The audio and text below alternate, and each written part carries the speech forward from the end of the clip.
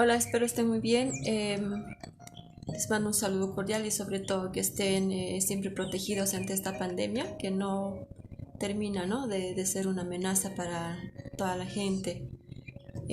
Vamos a ver de manera dosificada el texto que el Ministerio de Educación nos ha proporcionado para poder trabajar en términos de nivelación, ¿no?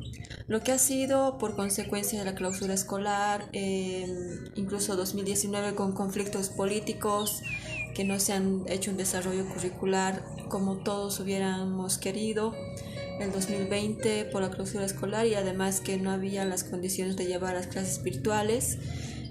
Bueno, en esta gestión sería un tercer año de perjuicio si no se trata de afrontar esos avances perdidos.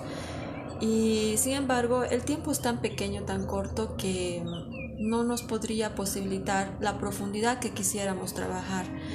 Eh, ya tomando en cuenta que se extiende el primer trimestre, vamos a concluir de una manera dosificada, en donde vayamos rescatando sobre todo ideas principales, conceptos y lo que podemos resaltar de todo lo que nos hablan las temáticas de este texto de ministerio. Entonces, vamos a ir viendo, por ejemplo, tenemos la temática eh, de la geometría descriptiva, ¿no? La geometría descriptiva es muy amplio, es una rama del dibujo técnico o dibujo técnico también, que es muy indispensable en la geometría descriptiva porque se utilizan instrumentos de precisión para poder realizar algún tipo de dibujo de precisión, ¿no? Entonces, en este ejemplo que nos muestra el gráfico, nos habla de figuras o varias figuras cónicas. Llegan a ser cónicas porque son el resultado de un corte de una figura volumétrica que es el cono. El cono, como bien la conocemos, es de base circular y en punta triangular, ¿no? Pero es un volumen, no una figura plana. Entonces, tenemos podemos observar en el ejemplo, existe la elipse, la parábola y la hipérbola, que son por el corte que ha realizado un plano al cono. Vamos a ver más aquí abajo, en donde el plano es el de color azul, que está el primer gráfico, donde dice elipse, va cortándolo de manera horizontal o casi horizontal oblicua. En este otro vemos la parábola, que es por un corte al cono, eh, en donde se hace igual un corte oblicuo, ¿no? Y aquí vemos que también se puede lograr la hipérbola por un corte vertical. Estas figuras son, por lo tanto, resultado de esos cortes y corresponden a esto de las curvas cónicas. Aquí nos muestra unos cuantos ejemplos de cómo se puede aplicar en la realidad. Podemos observar en la arquitectura, en objetos industriales, domésticos, incluso la naturaleza, ¿no? Pero bueno, son ejemplos muy generalizados que más allá de ver en dónde se aplica, dónde se encuentra, un poco nos tocaría trabajar ya con mucha calma, más adelante seguramente, cómo podemos dibujar con precisión este tipo de figuras cónicas o curvas cónicas. Ese es el principal propósito del cual acá en el texto podemos observar los pasos del trazado de la parábola, de la elipse y de la hipérbola, ¿no? Ahí están los pasitos a seguir, inciso A, rayar el eje AB, etc. Entonces vamos a ir leyendo todos los incisos y los pasos para trazar con precisión y lograremos dibujar estas curvas cónicas. Posteriormente vamos a ir repasando a manera de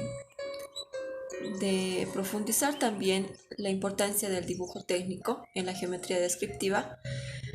La geometría descriptiva en sí tiene que verse más para poder calcular objetos que ya sean representados en perspectiva, de manera frontal, lateral, etc., pero con unos cálculos de distanciamiento o de acercamiento al espectador, que entre estos temas, tanto como en el de acá que se refiere a la perspectiva, o en este de las curvas cónicas, no están exponiéndose la geometría descriptiva, ¿no?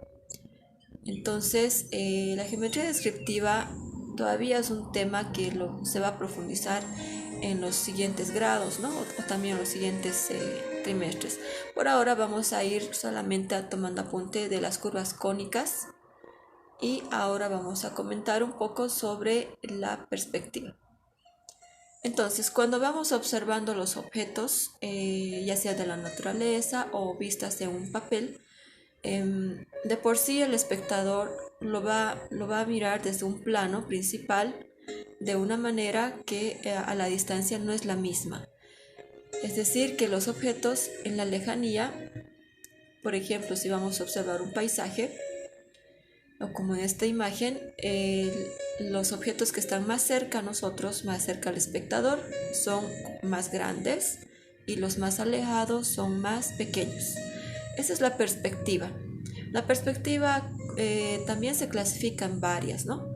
Esta, por ejemplo, ya corresponde a una perspectiva cónica que se va dibujando con puntos de fuga. En cambio, hay otras perspectivas que son de modo paralelo u oblicuo, que cambia su técnica de trazado y dibujo, ¿no? Vamos a ir observando otros ejemplos. Acá nos habla también que existen elementos para poder tomar en cuenta al momento de realizar un dibujo en perspectiva. Los elementos de la perspectiva es muy importante a tomar en cuenta: la línea de horizonte, el punto de vista, punto de fuga. Es en donde vamos a ir viendo que el espectador principalmente tiene esta posición. Bueno, ahorita se ve en el dibujo que está viendo de manera frontal hacia una línea de horizonte. La línea de horizonte se encuentra a la altura de la vista del espectador, ¿no? Esta línea de horizonte se va a perder con la línea de tierra, es decir, con la profundidad de la tierra y también de la vista del espectador. Hacia esa línea de horizonte es donde se va a ir apuntando toda la lejanía de los objetos. Ahí vemos PF, que se refiere a punto de fuga, en donde va a ir siendo el punto, el enfoque a donde los objetos se van a ir viendo en la lejanía, ¿no? Puede cambiar la línea de horizonte, la altura puede ser más arriba, más abajo, pero siempre parte desde la altura de los ojos del espectador. Eso es muy importante. Entonces acá nos muestra ya sea que esté parado o esté sentado, igual la línea de horizonte, el punto de fuga, sigue a la altura de los ojos. Eso es lo que nos quiere mostrar, ¿no? Entonces vemos acá, ya queriendo proceder con el gráfico, existe un cuadro, un plano donde vamos a delimitar el dibujo. Podemos ver que donde está el espectador agarrando con las manos un recuadro va a ser el límite, digamos, ¿no?, de ese dibujo y del plano. Entonces se mantienen los otros elementos para poder proceder con el dibujo. En este caso ya vemos de manera frontal, es decir, al centro más grande, y a la derecha y a la izquierda más pequeño, ¿no? Se van alejando o se ven más pequeños en la lejanía. Esto ya es otro tipo de perspectiva que corresponde a la de dos puntos de fuga. También vamos a ver otros ejemplos más complejos con elementos más compuestos, en donde los puntos de fuga se suman y ya pueden ser un tipo de perspectiva aérea, porque puede tener hasta 3 puntos de fuga o más, ¿no? Eso es lo que vamos a ir observando en los ejemplos. Entonces, con un punto de fuga vemos acá que está un paralelepípedo o un cubo que está alejándose hacia la F, que llegaría a ser un punto de fuga, ¿no? Y por lo demás se ve de frente en su tamaño real. este es el otro ejemplo que llegaría a ser también llamada como perspectiva oblicua, en donde ya se ve de frente más grande y hay dos puntos de fuga, ¿no? Y finalmente la perspectiva aérea con tres puntos de fuga, podemos ver ahí F1, F2, F3, hasta tres puntos de fuga, pero sigue siendo la altura de la vista hacia la línea de horizonte, ¿no? Bueno, ya podemos ir viendo en el texto que existen algunos ejercicios de observación para poder practicar, y entre las actividades finales nos comenta más o menos sobre la importancia a darle en esto del uso de la perspectiva, ¿no? Es muy importante, por ejemplo, tomar en cuenta esta reflexión que dice: conocer estas actividades mejoramos la forma de dibujar y proyectar correctamente la representación de objetos en forma y disposición para crear profundidad y posición relativa de los objetos. Eso es cierto, cuando se quiere dibujar, ya sea una ciudad, una persona, un objeto, cualquiera, si ya un poco aplicamos estas técnicas de la perspectiva, nos posibilita poder llegar a la realidad del objeto, ¿no? Es decir, representar gráficamente algo que esté cerca a la realidad y no así tanto como salir de los esquemas de lo que se ve en la realidad. Es importante practicar, obviamente que es un tema muy profundo y muy amplio, pero podemos ir mejorando cada vez que se practique, sobre todo haciendo unos dibujos que pueden ser desde unos cubos hasta cosas más complejas. Pasamos entonces a la siguiente temática, que es muy bonito: el diseño gráfico. El diseño gráfico y publicitario, dice, ¿no? En este caso nos muestra un poco la clasificación que existe del diseño gráfico publicitario, utilizado mayormente para la producción de material de difusión, ya sea para comercio, para academia, para noticias, cualquiera de las áreas o ámbitos. Publicitario porque llega a la gente, ¿no? Al público. Llega al público y no se puede llegar al público con algo que no tenga su valor estético, su importancia de lo que se quiere decir en cuanto al mensaje. Entonces vemos acá, por ejemplo, una pequeña clasificación como diseño publicitario: la primera imagen que corresponde a una empresa, a un comercio. Diseño web, que también son diseños que se realizan para los medios digitales computarizados, de internet principalmente, y de computadoras, que también ha tenido que ser diseñado por personas. Diseño audiovisual, en donde tiene que ver para presentación de videos, de grabaciones, de edición de alguna presentación en vivo o entre otros, ¿no? Diseño de logotipos, que también ya conocemos, las marcas, las representaciones de todas las diferentes empresas. También diseño de catálogo de impreso digital, que sí, que ahí puede ir a la papelería, como en cosas de revistas, libros, textos, manuales, trípticos, volantes, afiches. El marketing digital, que también es un tipo de llegar a la gente con promociones publicitarias de lo que ofrecen las diferentes empresas, pero netamente por el internet, ¿no? Y bueno, acá nos dice diseño gráfico publicitario para empresas. Este ejemplo final es lo mismo de la primera parte, ¿no? Es lo mismo del diseño publicitario.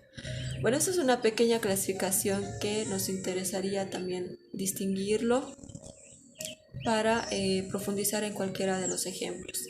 Por otra parte, es importante tomar en cuenta la tipografía. La tipografía significa es como, bueno, es el estudio de las letras, ¿no? Pero aquí hay que tomar en cuenta que existen artistas plásticos que han sido muy capaces de poder crear letras con diferentes estilos.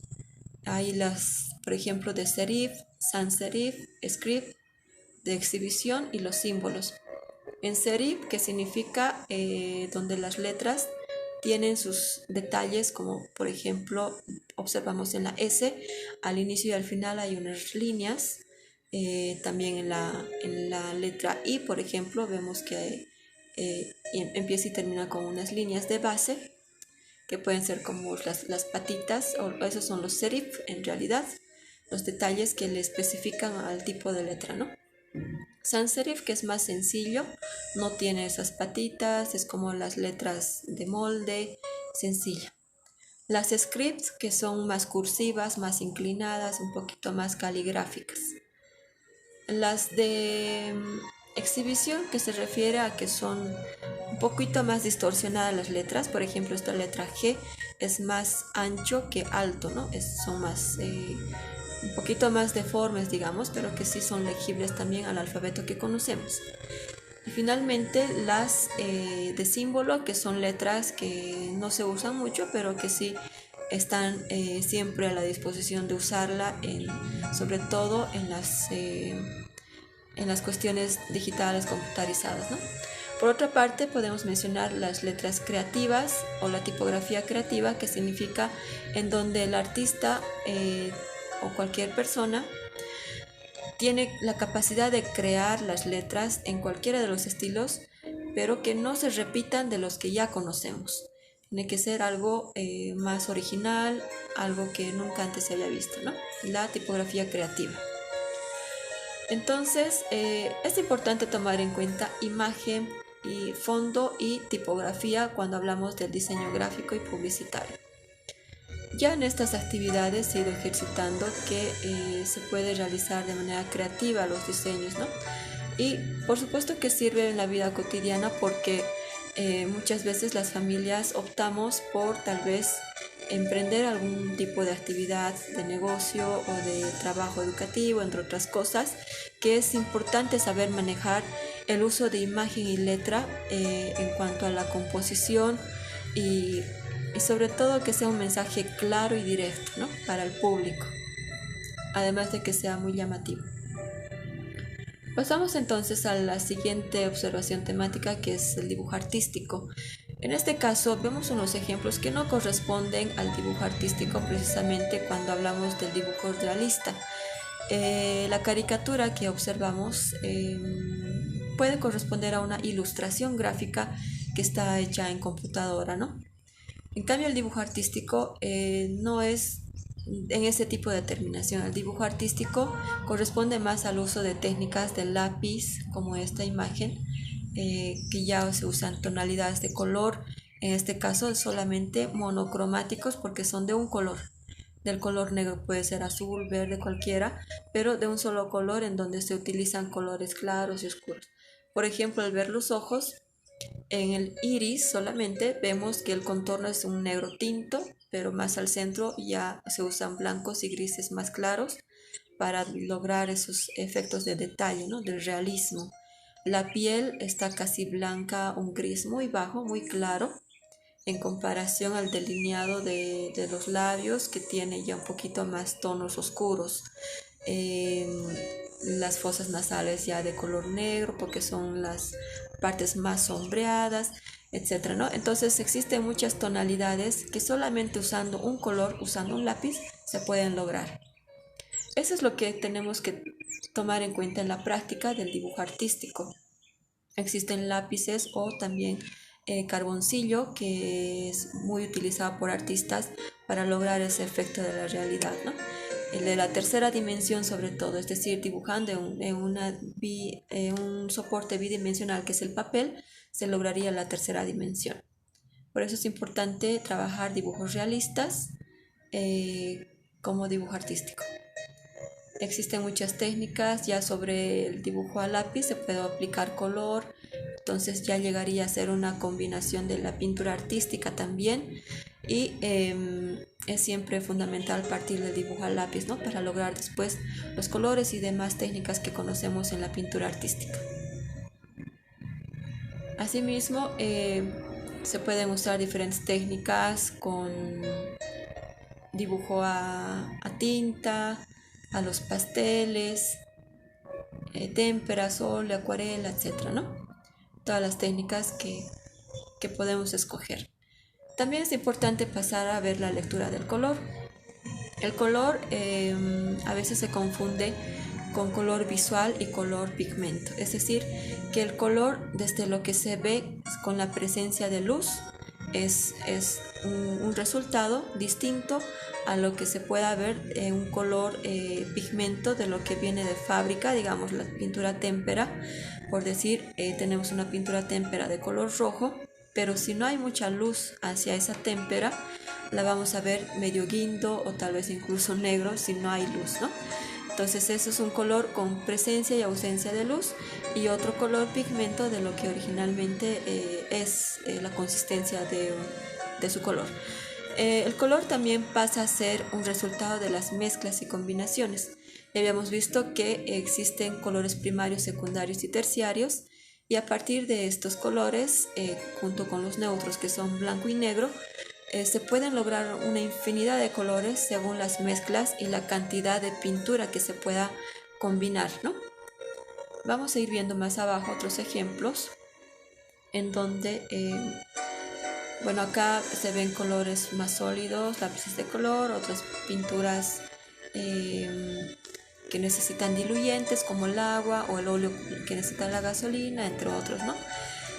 Pero vamos a ver como teoría del color que a partir de los colores primarios entonces existen otras nuevas combinaciones entre el rojo, amarillo y azul. Internamente vamos a lograr, por ejemplo, otro tipo de tonalidades, ¿no?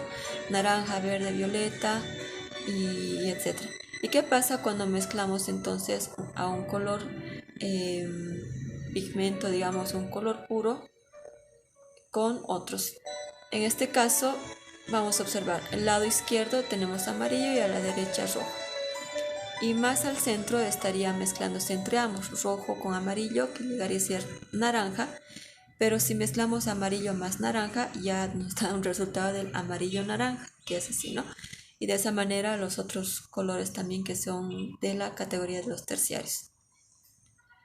Cuando aplicamos el color blanco, en este ejemplo se ve que al color azul se ha aplicado color blanco, va a ir aclarándose los colores. En cambio, cuando se aplica color negro va a ir oscureciendo y corresponde a las saturaciones que nos indican.